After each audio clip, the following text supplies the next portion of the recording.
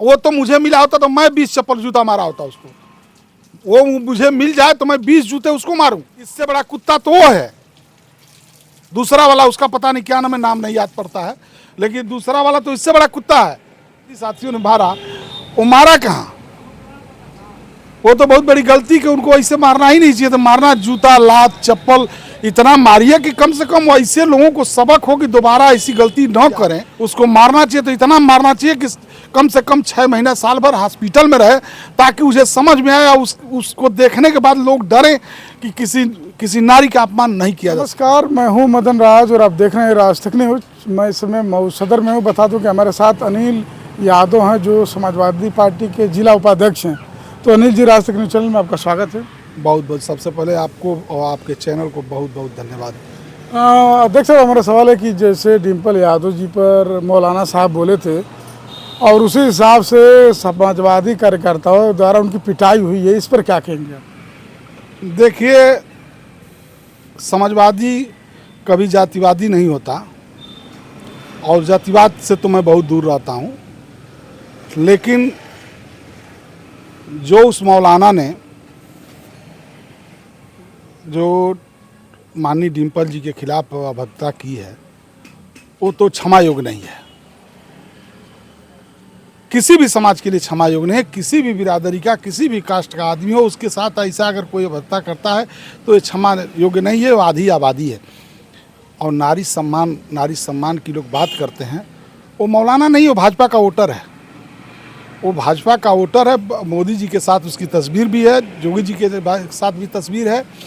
वो भाजपा का वोटर है। उसको मौलाना मत कहिए, उसको गुंडा कहिए। गुंडा, जो गुंडा प्रकृति के भाजपा में लोग हैं, उनकी अपनी सस्ती लोकप्रियता के लिए ऐसे अनाप शनाप बयान देना, किसी को पीट देना, किसी को कुछ भी कर देना, ये उनकी आदत है। लेकिन उनको नहीं करना चाहिए। समाज में रहना है तो इनसे बचना चाहिए। और रही बात मारने पीटने की, तो वो हम लोगों के साथियों ने जो मारा, समाजवादी साथियों ने मारा, वो मारा कहाँ? वो तो बहुत बड़ी गलती कि उनको ऐसे मारना ही नहीं चाहिए था। मारना जूता, लात, चप्पल इतना मारिए कि कम से कम ऐसे लोगों को सबक हो कि दोबारा ऐसी गलती न करें, या कोई करने से डरे कि किसी के खिलाफ क्यों हम टिप्पणी करें, जिससे समाज में संदेश जाए कि गलत काम करेंगे तो पीटे जाएंगे। वो तो थोड़ा बहुत एक आध दो थप्पड़ मार दिए तो और उसका मन बढ़ गया। उसके बाद भी गलत बयान दिया था, उसके बाद भी फिर गलत बयान दिया है। उसको मारना चाहिए तो इतना मारना चाहिए कि कम से कम 6 महीना साल भर हॉस्पिटल में रहे, ताकि उसे समझ में आया। उसको देखने के बाद लोग डरें कि किसी नारी का अपमान नहीं किया जा सकता, न करना चाहिए। डिम्पल यादव को बहुत सम्मानित तरीके से उनका नाम लिया जाता है। पूरे देश की महिलाओं में एक महिला गिनी जाती है। और उस महिला के साथ अभद्र टिप्पणी। अब मंदिर मस्जिद किसी के बाप का थोड़े है। मंदिर मस्जिद किसी के बाप का नहीं, कि बपौती नहीं है। इस देश में मंदिर मस्जिद है तो हिंदू, मुस्लिम, सिख, ईसाई सबका है। और किस भेष में जाएगा, इसको कोई रोक नहीं पाएगा। अन रोकना चाहिए, अन किसी को रोकने का अधिकार है। ये तो गुंडाई है ना, भाजपा वालों की गुंडाई है। अपने कार्यकर्ताओं से, चुड़कों से उल्टा सीधा करवाते हैं सब। यही सब उसने किया है। तो अनिल जी तो बोल रहे थे कि मस्जिद में किसी भी गैर मुस्लिम, किसी भी धर्म का हो, उसको जाना प्रतिबंध है, तो नहीं जाना चाहिए था। उनका ये भी कहना था। उसको पता ही नहीं है।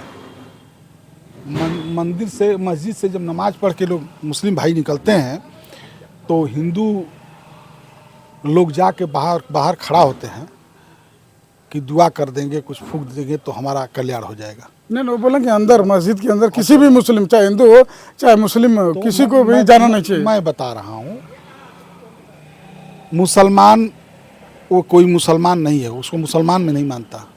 मुस्लिम है ये नहीं, वो तो गुंडा है। मौलाना वो तो गुंडा है, वो गुंडा है। किसी भी आप सम्मानित मुसलमान से पूछेंगे, जो 5 टाइम नमाजी होगा, उससे पूछेंगे तो बताएगा आपको कि मस्जिद में आप जिस भेष में हैं उस भेष में जा सकते हैं। मंदिर में जिस भेष में है उस भेष में जा सकते हैं। 25 मौलाना का बयान आया है।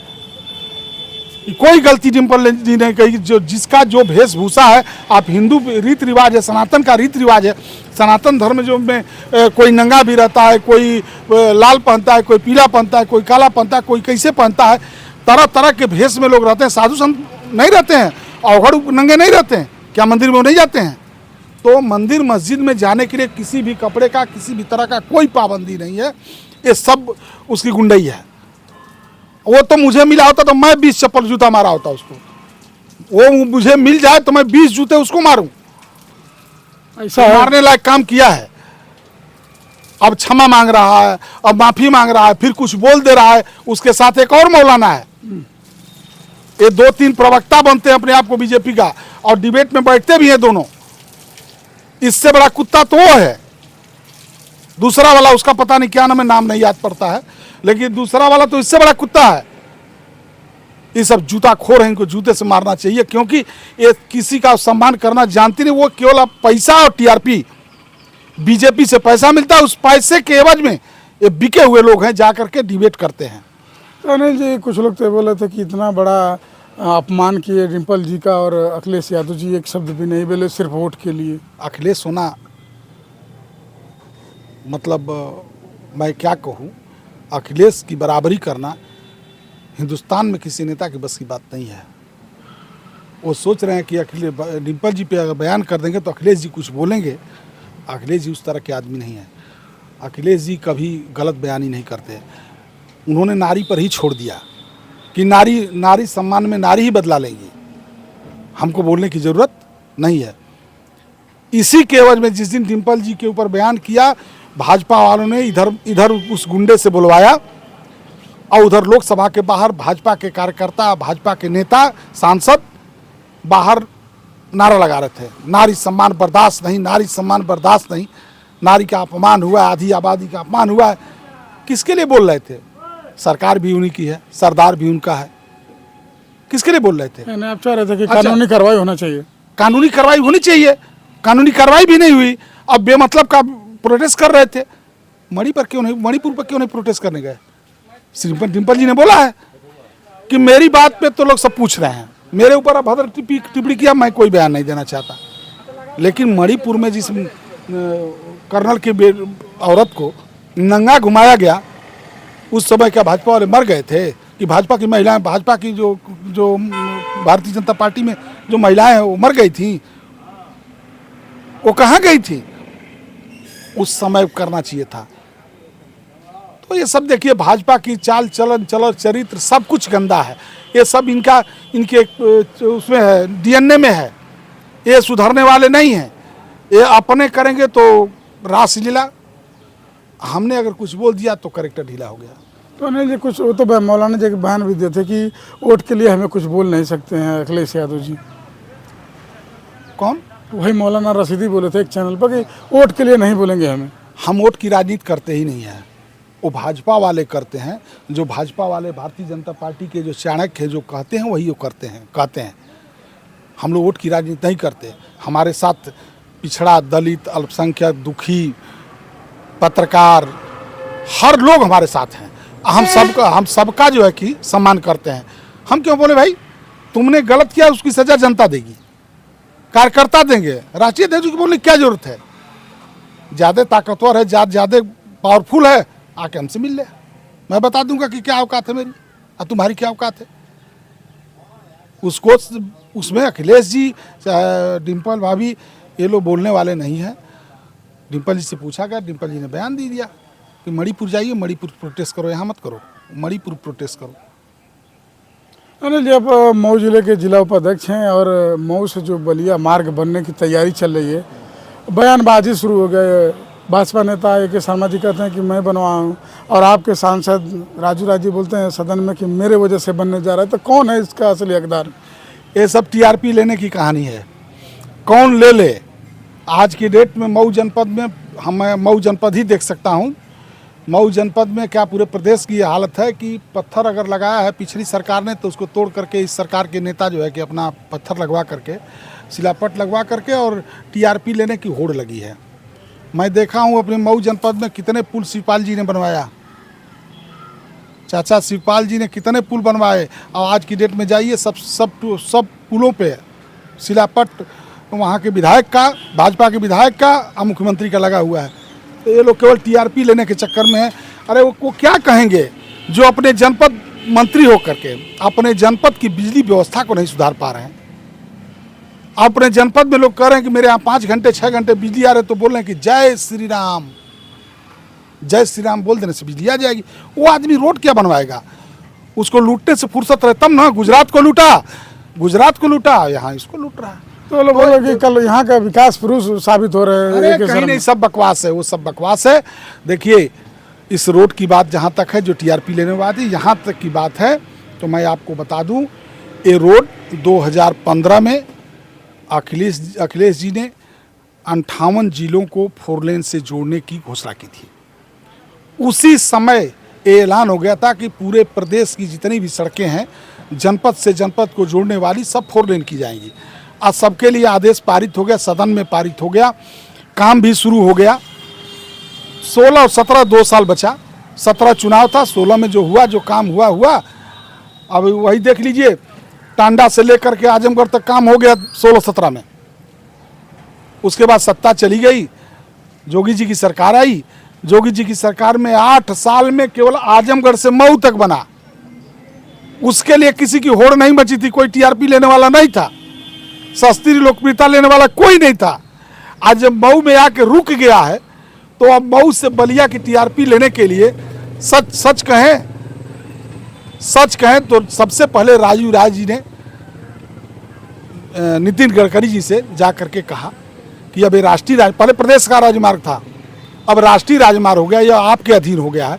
ये पहले प्रदेश सरकार के अधीन था तो आजमगढ़ तक बना, लेकिन अब ये राष्ट्रीय राजमार्ग हो गया टांडा से बलिया माझी घाट तक, तो बिना आपके आदेश के नहीं होगा। तो नितिन गडकरी जी को उन्होंने चिट्ठी लिखा, चिट्ठी सार्वजनिक भी की है राजू राय जी, और सार्वजनिक करने के बाद ही रोड पे का अनुमोदन हुआ है। अब माननीय मंत्री जी चाहे जो भी कहें वो सब अफवाह है, वो तो सब बकवास है, लेकिन इस रोड का जो भी जीर्णोद्धार होगा राजू राय के कर कमलों द्वारा होगा। यहाँ तक कि राजू राय जी ने नितिन गडकरी से कह करके कोपागंज में एक ढाला भी बनवाने का काम किया। उस बार कोई टीआरपी लेने नहीं गया, लेकिन देखें कि राजू राय जी कह रहे हैं जो काम हो जा रहा है, तो अब टीआरपी लेने की होड़ हो गई है। सच्चाई यह है कि इस रोड को अखिलेश जी ने पहले ही 4 लेन पास कर दिया था, और राष्ट्रीय और प्रदेश स्तर के मामले में फिर अटक गया बाद में। 8 साल में केवल मऊ 40 किलोमीटर रोड बना पाई है सरकार। इस हिसाब से अगर बनेगा तो 60 है, तो 10 साल लगेगा बलिया तक बनने में। लेकिन राजू राय जी मेहनत कर रहे हैं और हो सकता है कि पहले बन जाए। आखिरी सवाल, अब जैसे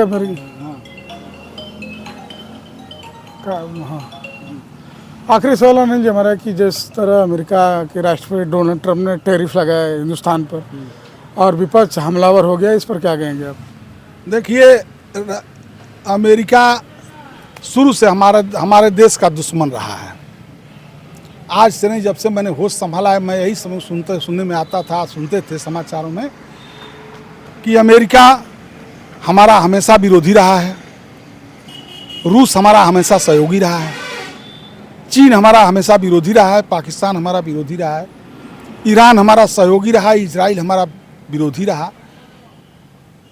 कहीं समर्थन की बात होती थी तो कुछ चुनिंदा देश हमारा समर्थन करते थे। रूस ने हमेशा हमारी मदद की। लेकिन जब से हमारे माननीय प्रधानमंत्री जी आए, इन्होंने जो है कि अमेरिका से दोस्ती बढ़ाई, और नमस्ते ट्रंप और क्या क्या किए तो आप सब लोग जानते ही हैं। मोदी जी जाते हैं अमेरिका में, मोदी बुलवाते हैं, यहाँ आते हैं तो ट्रंप बुलवाते हैं, नमस्ते ट्रंप करते हैं। लेकिन अमेरिका कभी भी हमारे देश का भला नहीं कर सकता। युद्ध हो रहा था, लड़ाई छिड़ी हुई थी, उस दौरान उसने मोदी जी को एक फ़ोन पे हड़का करके कह दिया कि युद्ध विराम करो। मोदी जी ने सीज फायर कर दिया। और आज कह रहे हैं संसद में कि कोई कुछ नहीं कहा। 28 बार शायद फ़ोन आया था राष्ट्रपति का, अमेरिकी राष्ट्रपति का 28 बार फ़ोन आया था, और उसके बाद युद्ध विराम में किए थे। आज उसी समय उसने टैरिफ की घोषणा की थी। ये आज की बात नहीं है, आज 1 महीने पहले की बात है। तो लोग ताली पीट रहे थे कि ट्रंप जो है मोदी जी का सहयोगी है। अब लोगों के समझ में आ रहा है कि जो टैरिफ 25% है, देश में महंगाई बढ़ेगी, बेरोजगारी बढ़ेगी, गरीबी व भुखमरी बढ़ेगी, लेकिन उसको देना है। और अमेरिका भरपूर पाकिस्तान की मदद कर रहा है। ये चीज़ मोदी जी के समझ में नहीं आएगा, क्योंकि मोदी जी को देश को बर्बाद करना है, आबाद नहीं करना है। तो इसलिए वो मोदी जी के समर्थक हैं, अमेरिका के समर्थक हैं। और इस पे और ज़्यादा क्या कहें, जो होगा देखा जाएगा, लेकिन देश को मोदी जी बर्बाद करके छोड़ेंगे, कहीं का छोड़ेंगे नहीं। चलिए, चैनल को समय दिया बहुत बहुत धन्यवाद। बहुत बहुत धन्यवाद आपको भी। बता दूं कि अनिल यादव जी हैं जो समाजवादी पार्टी के मऊ जिला उपाध्यक्ष हैं। जो सांसद डिम्पल यादव जी पर मौलाना रशीदी जी बयान दिए थे, अनिल जी कह रहे हैं कि मिल जाएंगे तो मैं खुद सुधार दूंगा, और बोल रहे हैं कि वो मार नहीं खाए हैं, नहीं तो कोई समाजवादी मारता तो अच्छी तरह से मारता। यानी इनका कहना है कि जिस तरह मारना चाहिए उस तरह मार नहीं खा पाए हैं, और मार खाने के बावजूद भी बयान दिए हैं। और ये भी कह रहे हैं कि वो तो समाजवादी जो मारे हैं मौलाना को, मौलाना भाजपाई हैं। बाकी आप लोगों की क्या राय कमेंट बॉक्स में जरूर लिखिए। अन्य खबरों के लिए राज तक न्यूज़ चैनल देखते रहिए।